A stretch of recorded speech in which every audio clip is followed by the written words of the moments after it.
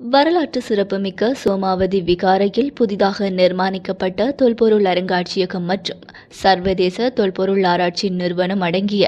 2 மாடி கட்டிடத்தை திறந்து வைக்கும் நிகழ்வு ஜனாதிபதி அனுரகுமார திசாநாயக்க தலைமையில் இன்று திங்கட்கிழமை முற்பகல் நடைபெற்றது. புத்தர் பெருமானின் புனித தந்ததாது வைக்கப்பட்டுள்ள வரலாற்று சிறப்புமிக்க புலனறுவை சோமாவதி விகாரையை வழிபட வரும் மற்றும் கல்வி ஆராய்ச்சி பணிகளில் ஈடுபடுபவர்களின் வசதிக்காக வரலாற்று சிறப்புமிக்க சோமாவதி ரஜமகா விகாராதிபதி மகாவிகார வன்சிக சியாமோபாலி மகாநிகாயாவின் மல்வத்து தரப்பின் பதிவாளர் அதிவணக்கத்துக்குரிய கலாநிதி பகமுனி ஸ்ரீ சுமங்கல நாயக்க தேரரின் ஆலோசனையின்படி ரத்ன சமூக நிறுவனத்தின் தலைவர் தேசமானிய மித்ரபால லங்கேஸ்வரனின் முழுமையான நிதியுதவியுடன் தொல்பொருள் திணைக்களத்தின் திட்டமிடல் மற்றும் மேற்பார்வையின் கீழ் இந்த 2 மாடி கட்டடம் நிர்மாணிக்கப்பட்டுள்ளது. இன்று முற்பகல் வரலாற்று சிறப்புமிக்க சோமாவதி விகாரைக்கு சென்ற ஜனாதிபதி சமய வழிபாடுகளில் ஈடுபட்டு ஆசி பெற்றார். அதன் பின்னர் பெயர் பலகையை திறந்து வைத்து தொல்பொருள் அருங்காட்சியகம் மற்றும் சர்வதேச தொல்பொருள் ஆராய்ச்சி நிறுவனம் அடங்கிய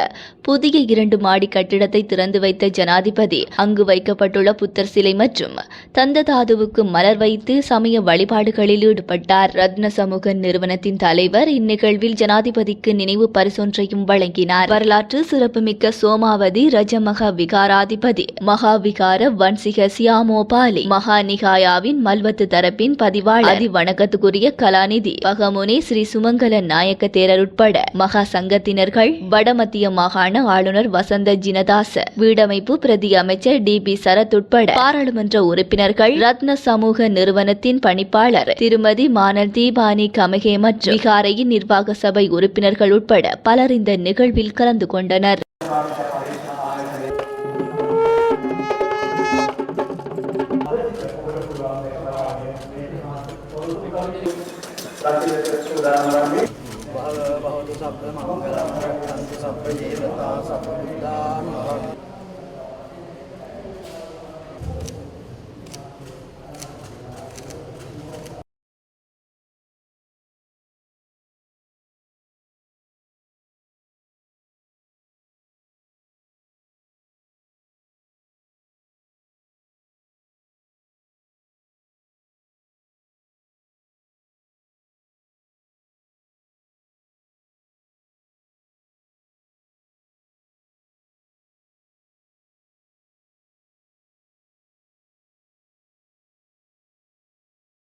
सभ्येते रोगा सभ्येते भया सभ्येते अंधराया सभ्येते उपद्रव